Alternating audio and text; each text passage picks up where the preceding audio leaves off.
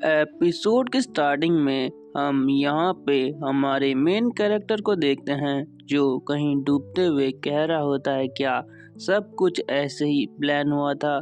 जो पूरी दुनिया है वो डेमोनिक पाथ के अंदर आ चुकी है और मैं तेंगसियोन इस तरह एंड होने वाला हूँ। जो एक टाइम पे जो डेमोनिक पाथ के लिए वेपन बनाया करता था आज वो इस हाल में है कि वो अपनी जो मौत है उसके बहुत करीब है। आगे हमारा सीन यहाँ पे शिफ्ट होता है। यहाँ पे कोई हाथ मारते हुए कहता है कि ए क्या तुझे सुनाई नहीं दे रहा कि मैंने तुझसे क्या कहा। हम यहाँ पे एक आदमी को देखते हैं जो बहुत गुस्से में किसी से बात कर रहा होता है। जिस आदमी से वो ये सब बोल रहा होता है वो कहता है कि आखिर यहाँ इतना शोर क्यों है और मैं किस जगह पे हूँ, मुझे अभी कुछ समझ में नहीं आ रहा और मेरा सिर भी बहुत दुख रहा है। और ये और कोई नहीं हमारा मेन कैरेक्टर होता है जो कहता है कि मुझे लगा मैं मर चुका हूँ, मुझे तो ब्लड डीमन ने मार दिया था। लेकिन जो आगे से वो आदमी है वो कहता है तूने अभी तक मेरी बात नहीं सुनी। और हम देखते हैं कि वो हमारे मेन कैरेक्टर के पास जाके कहता है कि ऐसा कुत्ता जो बात नहीं सुनता वो पिटना डिजर्व करता है। और ऐसे ही वो हमारे मेन कैरेक्टर को यहाँ पे थप्पड़ मार देता है। हमारा मेन कैरेक्टर अभी बहुत कुछ सोच रहा होता है। फिर हमारे मेन कैरेक्टर की नज़र उस लड़के पे पड़ती है। मेन कैरेक्टर कहता है जू पिंग आखिर ये यहाँ क्या कर रहा है और अगर ऐसा है तो वहाँ पे जो लड़की है वो शायद वही है। और हम वहाँ पे देखते हैं कि साइड में जो एक लड़की है वो रो रही होती है और उसके कपड़े भी यहाँ पे फटे होते हैं। वो एमसी को देख के कहती है यंग मास्टर। और जैसे ही वो ये सब कहती है हमारा एमसी यहाँ पे बहुत शॉक होता है, उसको अपनी पास्ट लाइफ की कुछ यादें आने लग जाती हैं। तभी हमारा मेन कैरेक्टर कहता है कि मुझे सब कुछ याद आ चुका है। आज से 16 साल पहले जो ली हॉसिंग है वो मुरीम सेक्ट लीडर का डिसिपल बन गया था और उसी दिन जो सियोल है उसका रेप हुआ था और मैं उसको प्रोटेक्ट भी नहीं कर पाया था और मैं इस चीज़ का हमेशा रिग्रेट करता हूँ। और यही वो दिन है जिस दिन ये सब हुआ था। एमसी यहाँ पे कहता है कि क्या ये मेरा सपना है? अगर ये मेरा सपना है तब भी मैं सियोल को यहाँ पे प्रोटेक्ट ज़रूर करूँगा। और हम देखते हैं कि हमारा एमसी सियोल के पास जाके कहता है कि सियोल तुम ठीक हो, तुम्हें चिंता करने की कोई ज़रूरत नहीं है, मैं तुम्हें प्रोटेक्ट करूँगा। जब ये सब बात चल रही होती है तभी ली हॉसिंग पीछे से कहता है कि एक कमीने तेरे को मेरे को इग्नोर करने की हिम्मत कैसे हुई। और इसी चीज़ के साथ वो हमारे मेन कैरेक्टर पे अटैक कर देता है। लेकिन हमारा मेन कैरेक्टर है जो वो उसका हाथ पकड़ देता है और कहता है कि मैं तुझे लास्ट मौका दे रहा हूँ, अगर तू इंसान है तो चुपचाप यहाँ पे माफ़ी मांग ले, मैं तुझे यहाँ पे से ज़िंदा जाने दूंगा।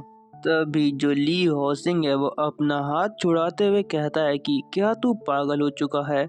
इसी लड़की ने पहले मुझे सिड्यूस करने की कोशिश करी थी, अगर तू मनना नहीं चाहता तो इस मैटर से दूर रहे। तो यहाँ पे हमारा मेन कैरेक्टर कहता है कि तू झूठ बोलने में बहुत एक्सपर्ट है, तू इसको पसंद करता है लेकिन जब से इसने तुझे रिजेक्ट करा है तो तू यहाँ पे बौखला चुका है। लेकिन जब ली हॉसिंग ये सुनता है वो कहता है कि आज मैं तुझे छोड़ूंगा नहीं, आज मैं तेरा जो मुंह है उसे जिंदगी भर के लिए यहाँ पे बंद कर दूंगा। और तभी मेन कैरेक्टर यहाँ पे कहता है कि आखिर तुझ जैसे कमीने को यहाँ पे कौन पसंद कर सकता है। लेकिन जब ली हॉसिंग ये सुनता है वो अपनी स्वॉर्ड निकाल कर जो हमारा एमसी है वो उस पे चार्ज कर देता है। एमसी अब भी यही बोल रहा होता है कि जो तेरा फेस है वो तो भद्दा है ही, लेकिन तेरी पर्सनैलिटी उससे भी ज़्यादा बेकार है। लेकिन ली हॉस्टिंग यहाँ पे अलग ही जुनून में कहता है कि जब मैं तुझे यहाँ पे मार दूंगा तब मैं देखता हूँ कि तू ये बड़ी बड़ी बातें कैसे करता है। लेकिन हम देखते हैं कि हमारा जो एमसी है वो ली हॉस्टिंग के अटैक को यहाँ पे डॉज कर देता है।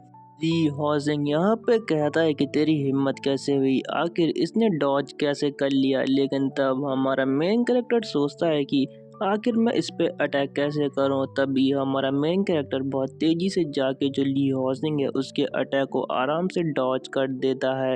मेन कैरेक्टर यहाँ पे सोच रहा होता है कि अगर मैं पिछली लाइफ में होता तो मैं इस अटैक को बिल्कुल डॉज नहीं कर पाता और यहाँ पे बुरी तरह से पिट जाता। जो यहाँ पे एमसी है वो यहाँ पे ली हॉजिंग से कहता है कि क्या तूने इतना ही सीखा है, लेकिन ली हॉजिंग आगे से कहता है कि तू मेरे अटैक को डॉज भी नहीं कर पा रहा और तू ये समझ रहा है कि तू मुझे हरा देगा। अब मैं तुझे अपनी असली ताकत दिखाता हूँ। और वो अपनी स्वॉर्ड लेके जो एमसी है उसके ऊपर चार्ज कर देता है और कहता है कि ये मेरा सबसे खतरनाक अटैक है, तू इसको डॉज नहीं कर सकता। लेकिन हम तभी देखते हैं कि जो ली हॉजिंग है वो बहुत ज़्यादा यहाँ पे चौंक जाता है, क्योंकि जो एमसी है उसने उसके अटैक को यहाँ पे डॉज कर लिया होता है। वो कहता है कि आखिर ये पॉसिबल कैसे है। हम देखते हैं कि एमसी ने दो डैगर की मदद से उसकी शॉट को यहाँ पे ब्लॉक कर दिया होता है। और फिर जो एमसी है वो उन्हीं डैगर की मदद से जो ली हॉजिंग है उसका बैलेंस बिगाड़ देता है और उसके पेट पे एक बहुत तेज किक मारता है, जिसकी वजह से जो ली हॉजिंग है वो बहुत दूर जाके वहाँ पे गिरता है। लेकिन फिर भी वो किसी तरह वहाँ पे अपना बैलेंस बना देता है। यहाँ पे ली हॉजिंग थोड़ा शॉक में होता है और हमारे एमसी को घूर रहा होता है। उसको हमारा एमसी बिल्कुल एक शैतान जैसा लग रहा होता है। ली हॉजिंग यहाँ पे कहता है कि ये कमीना मुझे पहले से बहुत ज़्यादा डिफरेंट लग रहा है। लेकिन तभी एमसी वहाँ पे कहता है कि 1 पॉइंट किल टेक्निक, और इसी के साथ वो ली हॉजिंग के ऊपर अपनी शॉट से अटैक कर देता है। और ऐसे करते हुए एमसी भाई क्या गजब का लग रहा है। और यहाँ पे एमसी के हाथ में उसका डैगर भी होता है। ली हॉजिंग जब ये देखता है तो उसकी यहाँ पे हालत ख़राब हो जाती है। लेकिन हम देखते हैं कि एमसी बहुत तेज़ी से अपनी तलवार को उसके हाथ के आर पार कर देता है और जो ली हॉजिंग का हाथ है वो आसमान में उड़ रहा होता है और यहाँ पे वो नीचे करा रहा होता है। ली हॉजिंग कहता है आखिर अभी मेरे साथ हुआ क्या। यहाँ पर जो एमसी है वो पीछे से कहता है कि तूने फिर से कमजोरी की तरह व्यवहार करना स्टार्ट कर दिया। अभी तो जस्ट मैंने शुरुआत की है, तू अभी से डरना शुरू हो गया। आखिर तू कैसा वॉरियर है मुरिम अलायंस का। तभी जो ली हॉजिंग है वो कहता है कि मैं टैंग क्लैन के एक कमज़ोर आदमी से यहाँ पे हार चुका हूँ। आखिर ये कौन सी टेक्निक का यूज़ कर रहा है। वो यहाँ पे हमारे एमसी से डायरेक्ट ये बोल देता है। एमसी को यहाँ पे पिछले जो लाइफ है उसकी यादें आना स्टार्ट हो जाती है और वो बहुत गुस्सा हो जाता है। वो कहता है अच्छा मैं राक्षस हूँ तो चल अब तेरा क्या हाल करता हूँ, मैं तुझे बताता हूँ। ली हॉजिंग यहाँ पे कहता है प्लीज़ मेरे पास मत आ। तो यहाँ पे एमसी कहता है मैं कोई हीरो नहीं हूँ तो मैं तुझे छोड़ने भी बिल्कुल नहीं वाला, और इसलिए आज मैं तेरा काम यहाँ पे तमाम करने वाला हूँ। ली हॉजिंग की ये सुन के बिल्कुल फट के छप्पन हो जाती है भाई, छप्पन। और एमसी यहाँ पे कूल अंदाज में कहता है कि जो मेरी स्वॉर्ड है अब वो जो तेरा सीना है उसे चीरने के लिए बिल्कुल तैयार है, इसलिए ली हॉजिंग तू मरने के लिए यहाँ पे तैयार हो जा। ली हॉजिंग के चेले यहाँ पे सोच रहे होते हैं कि आखिर ली हॉजिंग इस जैसे कचड़े से कैसे हार गया। हमें लगा कि वो आराम से जीत जाएगा। फिर वो हमारे एमसी को कहते हैं कि तुम्हें सोच लेना चाहिए एक बार कि ये मुरिम अलायंस का जो लीडर है उसका डिसिपल है, तो तुम्हें सोच समझकर इस पे अटैक करना चाहिए। जैसे ही वो ये कहता है हमारा एमसी उसे एक बहुत खतरनाक लुक से देखता है, जिसकी वजह से जो वो आदमी है उसकी वहाँ पे फट जाती है और वो कहता है कि तुम्हें जो करना है करो, मैं यहाँ से जा रहा हूँ। और हम देखते हैं कि यहाँ पे एमसी के अंदर से एक अजीब सी कोड दिख रही होती है जो उसको यहाँ पे बहुत प्रॉब्लम कर रही होती है। एमसी यहाँ पे कहता है कि मैं अपनी डेमोनिक एनर्जी को यहाँ पे दिखा नहीं सकता, मुझे इसे सप्रेस करना ही होगा। एमसी यहाँ पे ली हॉजिंग से कहता है कि ली हॉजिंग तुम हमें नीची नज़र से देखते हो, लेकिन तुम भी एक इंसान हो। क्या तुम एक इंसान होने के बावजूद भी किसी के साथ ऐसा करने की सोच कैसे सकते हो। मुझे तो तुम्हें देखकर ही यहाँ पे घिन आ रही है ली हॉजिंग। फिर भी जो ली हॉजिंग है वो कहता है कमीने तू क्या बात कर रहा है, तू यहाँ से दूर चले जा। तभी एमसी यहाँ पे कहता है कि लगता है कि तुम मरना ही डिजर्व करता है। एमसी जो ली हॉजिंग है उसका वहाँ पे काम तमाम करने वाला होता है, लेकिन जब हम देखते हैं कि ली हॉजिंग उस पर अटैक करने ही वाला है तभी एमसी पे ही कोई अटैक कर देता है, और जिसे देखकर जो एमसी है वो थोड़ा शॉक हो जाता है। हम देखते हैं कि एमसी के हाथ पे एक जोर की लात आगे लगती है और वहाँ पे एक आदमी आ जाता है। वो यहाँ पे कहता है कि यंग मास्टर टैंग यहाँ पे बहुत हो गया, आप ऐसा नहीं कर सकते। और हमारा यहाँ पे एमसी भी उस आदमी को देख रहा होता है जिसने एमसी पे अभी अटैक किया होता है। वहाँ पर और भी बहुत सारे गार्ड आ जाते हैं। उनका जो लीडर है वो कहता है कि अगर आप ऐसे ही यहाँ पे अटैक करते रहे तो हम यहाँ पे चुपचाप खड़े होके बिल्कुल नहीं देखने वाले। एमसी उनको देख के कहता है ये तो डायरेक्ट बॉडीगार्ड है, अलायंस लीडर के हर एक डिसेबल को ये बॉडीगार्ड दिए जाते हैं और इनका नाम है द स्कॉट ड्रैगन गार्ड्स। वो गार्ड यहाँ पे ली हॉजिंग को देख के कहता है ये कितना बड़ा बेवकूफ़ है जो इस हाल में यहाँ पे पहुँच चुका है। एमसी यहाँ पे कहता है कि ये तो ड्रैगन स्क्वाड गार्ड का लीडर सन वूगोंग है। अच्छा, तो ये पहले से ही इतने कमीने थे, तभी मैं सोचूं इन्होंने वो हादसा आखिर किया कैसे। मेरी पिछली लाइफ में इन सब ने ली हाउसिंग के साथ मिलके जो मुरिम अलायंस है उसे धोखा दिया था और उसी की वजह से द सिचुआन ब्लड डिजास्टर हुआ था जिसमें बहुत सारे मुरिम अलायंस के जो लोग थे वो मारे गए थे क्योंकि इन्होंने हमें धोखा दे दिया था। और लास्ट में जो मुरिम अलायंस की 30% फोर्स थी वो यहाँ पे सिर्फ इनकी वजह से मारी गई थी। आज चाहे कुछ भी हो जाए मैं इन गद्दारों को यहाँ से जिंदा नहीं जाने दूंगा। मुझे आज इनको यहीं पे ख़त्म करना होगा ताकि आगे जाके कुछ प्रॉब्लम क्रिएट ना कर सके। एमसी यहाँ पे सन वुगोंग से कहता है कि आखिर तुम यहाँ पे क्यों आए हो, क्योंकि जहाँ तक मुझे पता है कि अभी जो ली हाउसिंग है वो पूरी तरह से मुरिम अलायंस लीडर का डिसिपल नहीं बना है, तो आखिर तुम अपनी टांग यहाँ पे क्यों घुसा रहे हो। सन वूगोंग जब ये सुनता है तो वो थोड़ा शॉक हो जाता है। वो कहता है कि आखिर इस कमीने को ये सब चीज के बारे में कैसे पता है। एमसी यहाँ पे कहता है कि अभी तक तुम सब शांत थे जबकि यहाँ पे एक लड़की को हरेस किया जा रहा था, लेकिन जब मैंने उस विलन को यहाँ पे सजा दी तो तुम मुझे यहाँ पे रोक रहे हो। आखिर तुम कैसे जस्टिस करोगे इस दुनिया के साथ। सन वूगोंग यहाँ पे कहता है कि अबे चुप बे, आखिर कोई जस्टिस ऐसे करता है जैसे तू कर रहा है। मुरिम अलायंस के यहाँ पे अलग नियम चलते हैं। तभी यहाँ पे जो एमसी है वो कहता है अच्छा, तो तेरा कहने का ये मतलब है कि जो मुरिम अलायंस है उसके अपने ही नियम है। लगता है कि मुरिम अलायंस कुछ ज़्यादा ही फेयर और इम्पार्शियल है। क्यों बास्टर्ड, समझा तो मेरी बात मैं क्या बोलना चाह रहा हूँ। यहाँ पे तब सन वूगोंग कहता है कि आखिर तेरी मुरिम अलायंस को इंसल्ट करने की हिम्मत कैसे हुई। आज मैं तुझे यहाँ पे ख़त्म कर दूंगा। अगर तू मेरे सामने घुटने टेक के यहाँ पे भीख मांगे तो मैं तुझे छोड़ने के बारे में सोच सकता हूँ।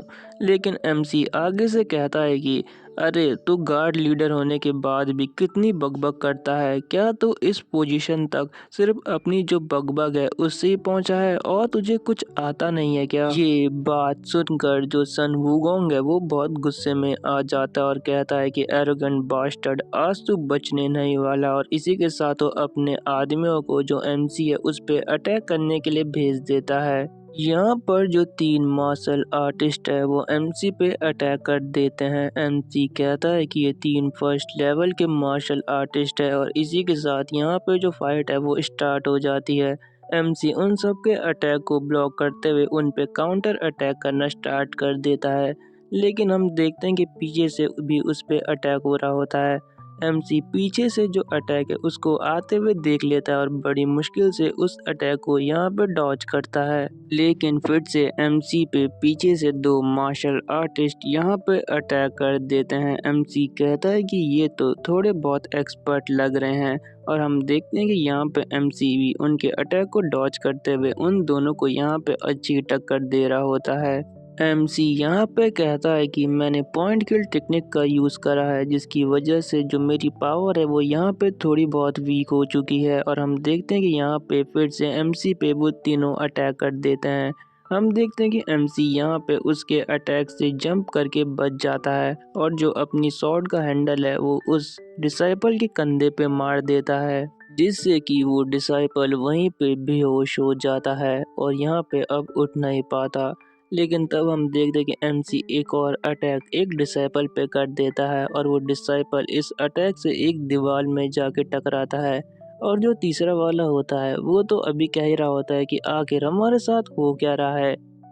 तभी एमसी उस पे भी अटैक कर देता है। यहाँ पे एमसी अपने चाकू को हवा में उछाल देता है। वो जो डिसाइपल है वो कहता है, बास्टर्ड आखिर तू क्या करने की कोशिश कर रहा है। लेकिन हम देखते हैं कि एमसी आसमान में जाकर जो उस मार्शल आर्टिस्ट है या डिसाइपल है उस पे फिर से अटैक कर देता है और कहता है कि लगता है कि तुम्हारी ट्रेनिंग में थोड़ी बहुत कमी रह चुकी है, उसे मैं पूरा कर दूंगा। वो डिसाइपल कहता है कि अरे ये तो बिल्कुल एक मॉन्स्टर है। लेकिन तभी यहाँ पे सन वुगोंग आके कहता है कि अरे बास्टर्ड तेरी बहुत हो गया, अब मैं तुझे यहाँ पे दिखाता हूँ कि आखिर तेरी औकात क्या है। और यहाँ पे वो एमसी के पेट में बहुत जोर की लात मारता है, जिसकी वजह से जो हमारा मेन कैरेक्टर है वो दीवार पे जाके टकराता है और उसके मुंह से यहाँ पे ब्लड भी निकल रहा होता है। एमसी सोचता है कि इसने अचानक से मेरे पे अटैक कर दिया, मैं बिल्कुल यहाँ पे प्रिपेयर नहीं था। सन वूगोंग यहाँ पे आगे से कहता है कि तुझे अपनी औकात यहाँ पे पता होनी चाहिए कि तू यहाँ पे किसी काम का नहीं है। क्या तू मेरी बात समझ रहा है यहाँ पे? और तेरे को इससे बहुत सारी प्रॉब्लम होने वाली है, समझ गए टैंक क्लैंग के वारिस? एमसी फिर यहाँ पे कहता है कि तूने फिर से अपनी बकबक स्टार्ट कर दी। एमसी फिर यहाँ पे मन में कहता है कि लगता है कि मुझे अपनी जो पावर है उनको एक्टिव करना ही होगा। मुझे जो अपना अपर कोर है उसे एक्टिव करना होगा, चाहे इसके लिए मुझे कुछ भी क्यों ना करना पड़े। सन वुगोंग भी इस पावर को नोटिस करते हुए पीछे हट जाता है और कहता है कि तू यहाँ पे किसी भी ट्रिक का यूज़ कर ले, आज तेरे यहाँ पे खात्मा होने ही वाला है। एमसी यहाँ पे कहता है कि फिर से तूने अपनी बकवास शुरू कर दी, तुझे अपनी बकवास यहाँ पे बंद करके मुझसे फाइट करनी चाहिए। और इसी के साथ वो दोनों यहाँ पे अपनी अपनी पावर को एक्टिव कर देते हैं। सन वुगोंग यहाँ पे कहता है कि लगता है कि तू आज सच में मरना चाहता है, तो ले अब मेरे इस अटैक को संभाल। और यहाँ पे एमसी भी बहुत तगड़े तरीके से यहाँ पे खड़ा होता है। लेकिन तभी यहाँ पे एक अजीब सी चीज होती है, जो डैगर एमसी ने पिछली लाइफ में डिमोनिक कल्ट के लीडर को मारने के लिए बनाया था, वो अचानक उसके सामने आ जाता है। एमसी कहता है कि आखिर ये डैगर यहाँ क्या कर रहा है। और हम देखते हैं कि सन वुगोंग भी एमसी को मारने के लिए आगे बढ़ रहा होता है। एमसी फिर कहता है क्या ये मेरे साथ यहाँ तक आ चुका है। लेकिन तब हम फिर से सन वुगोंग को देखते हैं, जो कहता है कि अब तेरा खेल यहाँ पे खत्म। एमसी यहाँ पे कहता है चाहे कुछ भी हो, अब मेरे पास ये डैगर है तो मुझे इसका इस्तेमाल तो यहाँ पे करना ही होगा।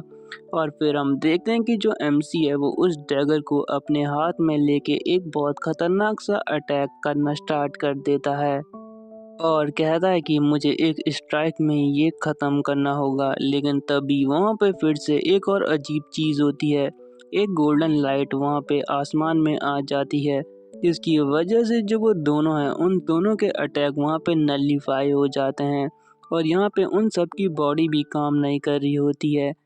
तभी हम देखते हैं कि वहाँ पे अचानक से कोई आ जाता है जो बिल्कुल पावरफुल लग रहा होता है। और वो आदमी जैसे ही वहाँ पे आता है वो सन वुकोंग को इग्नोर करते हुए जो हमारा एमसी है उसकी साइड जाना स्टार्ट कर देता है। और हम देखते हैं कि यहाँ पे वो आदमी जो अपना हाथ है वो एमसी के कंधे पे रखते हुए कहता है कि तुम्हें इस पावर का यूज़ इतने आराम से किसी के ऊपर नहीं करना चाहिए बच्चे। और यहाँ पर एमसी भी उस आदमी को देख रहा होता है, इसका जो प्रेशर है वो बहुत खतरनाक होता है। और यहाँ पे वो आदमी और कोई नहीं जो मोरियम अलायंस का लीडर है वो होता है।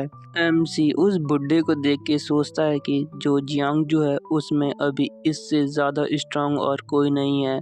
और जो सारे यहाँ पे अभी एमसी पे अटैक कर रहे होते हैं वो कहते हैं कि सेक्ट लीडर हम आपको अपनी रिस्पेक्ट शो करते हैं। यहाँ पर फिर उस बुड्ढे की पूरी शक्ल दिखाई जाती है जिसका नाम होता है सॉर्ड एम्परर यो जिनहक। और इसी सीन के साथ ये जो एपिसोड है वो यहाँ पे एंड हो जाता है। Thanks for watching and stay tuned with our channel. Bye.